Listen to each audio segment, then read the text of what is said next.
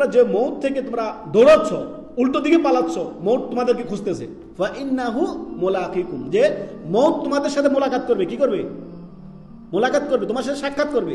মৌত আসবে না আপনার, আমার মৌত আসবে না। আপনি কোন ধোকায় পড়ে আছেন যে আপনার এখন বয়স ধরেন আপনার 40, ধরুন আপনার 40 বা 35 বা যে বয়স আপনি আছেন না কেন, আপনাকে এই গ্যারান্টি কে দিল যে আপনি একটা পরিমিত বয়সে যাবেন, 60, 70, 80, 90, 100-তে যাবেন? কে দিল এই গ্যারান্টি? পেয়েছেন গ্যারান্টি?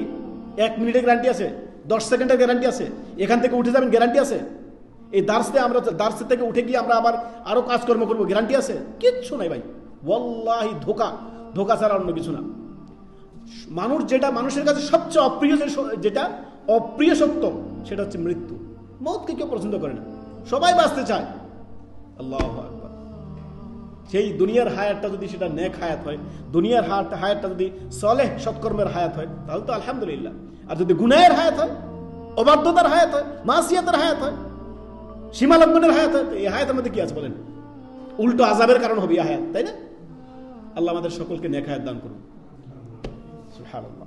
তো যাক, এই আয়াতটি আপনার দেখেন, আপনার এই যে আমাদের ঢাকাতে যে গতকালে একটা দুর্ঘটনা ঘটে গেল, আপনি কি চিন্তা করেছেন?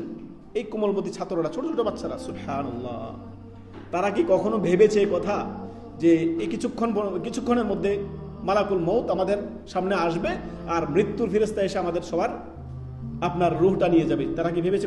কখনো ভাবেনি। সুবহানাল্লাহ। এখন আমিও ভাবি না, যেমন আমি আপনি ভাবছি না, ঠিক তেমনি তারাও ভাবেনি।